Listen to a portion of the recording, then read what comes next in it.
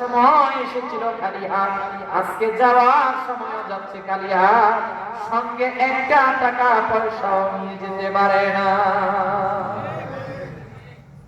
কথা কথা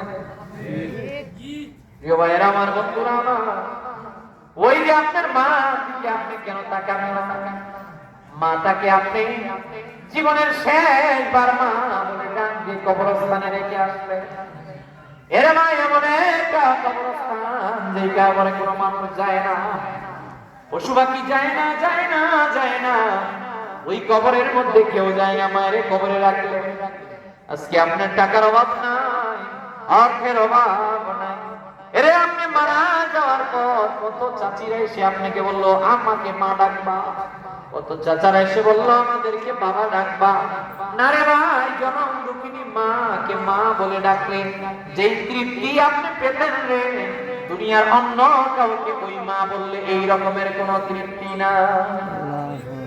কথা বলেন না কেন?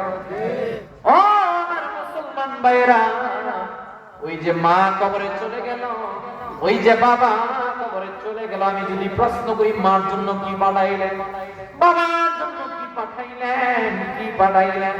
শুধু নিজের ভোগ বিলাসের জন্য 10 তলা বিল্ডিং বানাইলেন, 20 তলা বিল্ডিং বানাইলেন। এখন রবকে আমরা অনেকেই ভুলে যাচ্ছি।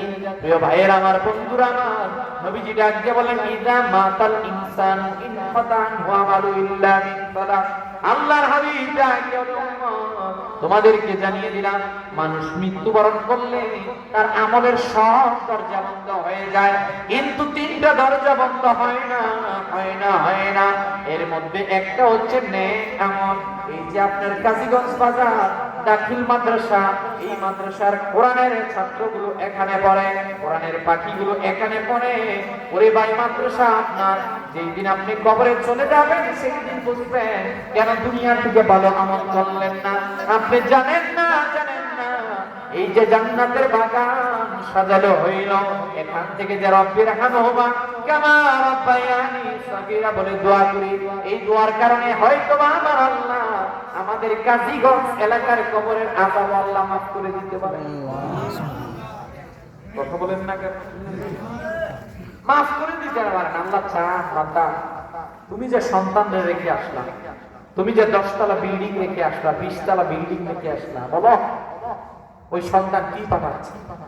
এই যে কাজীগঞ্জ বাজার মাদ্রাসা পরিচালনা কমিটি প্রতি বছর একটা মাহফিল সাজায়, এটা দেখতে সামিয়ানা, এটা দেখতে সাধারণ, কিন্তু এটা ইজা মারাতুম বিরিয়াদিল জান্নাহ, এটা জান্নাতের টুকরা। সুবহানাল্লাহ।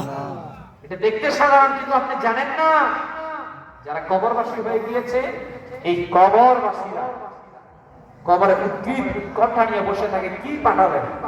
সবাই পাঠানোর সুযোগ এই মাদ্রাসা গরিব প্রতি বছর করে। আমি এখন কিছু সময় ওয়াক্ফ করলাম, আপনারা বাইরে যারা আছেন চলে আসবেন, কারণ আমাদের পরবর্তীতে আমাদের হুজুর আছেন, তিনি আসবেন। বাইরে যারা আছেন প্লিজ সকালে চলে আসবেন। ভাই, বিশাল এই মাহফিলটা সাজাতে গেলে টাকা পয়সার দরকার আছে কিনা? আসতে বলবেন না, দরকার আছে কিনা? আমি কিছু সময় আপনাদের উদ্দেশ্যে ছাড়লাম, আপনারা দেন। গত বছর দিয়েছেন, এখানে খাতা কলম নেওয়া হয়েছে।